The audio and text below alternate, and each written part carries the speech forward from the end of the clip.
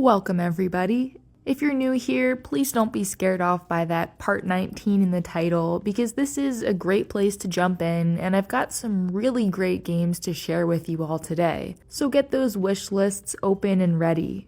Blueprints is sort of a mix between an escape room and the board game Clue, where each day starts off with you drafting up new rooms in a creepy old manor. A kitchen here, a hallway there, and as you keep playing, different types of rooms containing new items will come and go, leaving you to piece everything together. Kinda tricky to explain in just a few sentences, so go play the demo and see for yourself. I still haven't tried the first game, but I mean, just look at this. This is Tales of Iron 2, an action RPG about little rodents who are as ferocious as they are cute.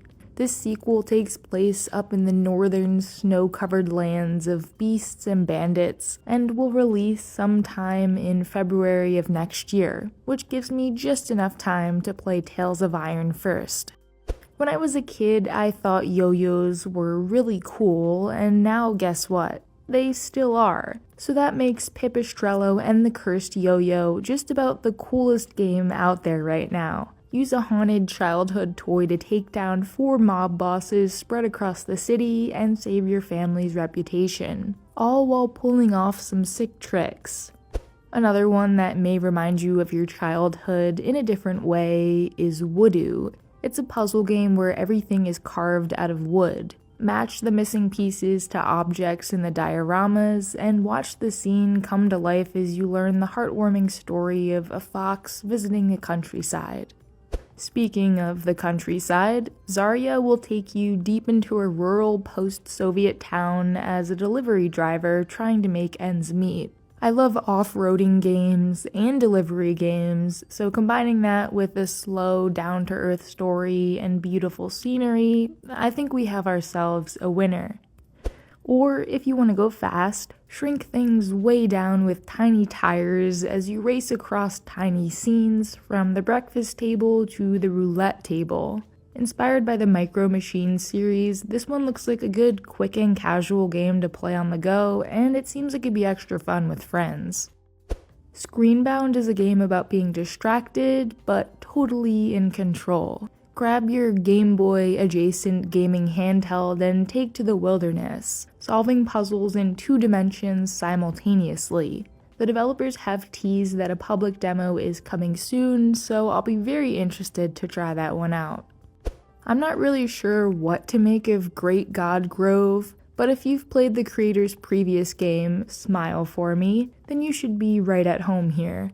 A rift has opened in the sky, causing widespread chaos. But fortunately for the world, you have the power to reconstruct words and somehow use them to save the day. Tenebrous Somnia is a 2D survival horror adventure with live-action cutscenes. Yes, that does sound weird, but after playing the demo, it totally works and actually ends up making the game a lot scarier. There's something very terrifying about looking at a monster made of bright pixels 1 minute and then seeing it in the flesh immediately after. How about some Lovecraftian billiards horror? Pool of Madness starts off normal, but as you play, things start to get weird. The boundaries between reality and nightmare will begin to blur as you perform ancient rituals and try to find your missing crew before it's too late. Dawnfolk is a minimalist survival city builder where you collect resources and rebuild your realm 1 tile at a time. Protect your settlers from oppressive shadows and bring light to the world once again. Or just go check out the demo. In case you hadn't heard, Slay the Spire is back with a whole bunch of new enemies, items, and playable characters. The sequel's being made from the ground up in a new engine, so you can expect extra stunning visuals, expanded modability, and apparently new ways to play.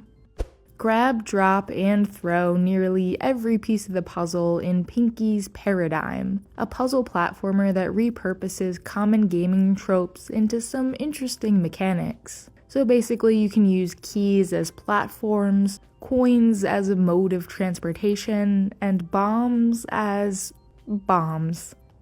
In Radio Sol, you play as a small mechanical spider creature in a desolate, scorched wasteland.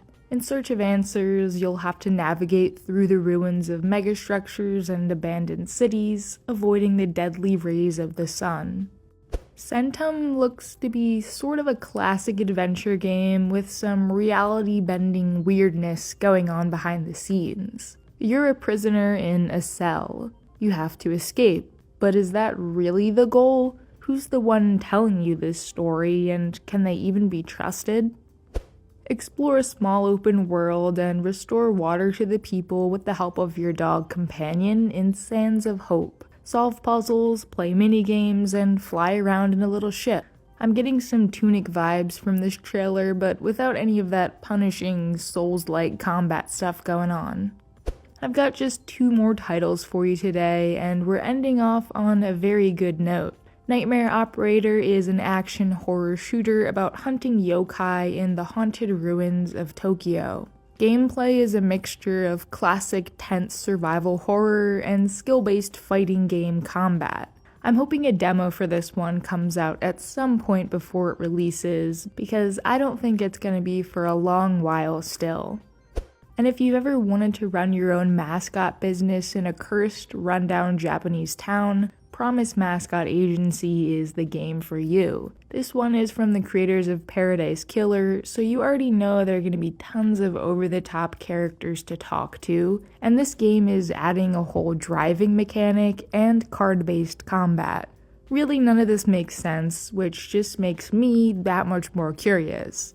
Now, why would anyone want to hire a mascot that's just a giant crying block of tofu?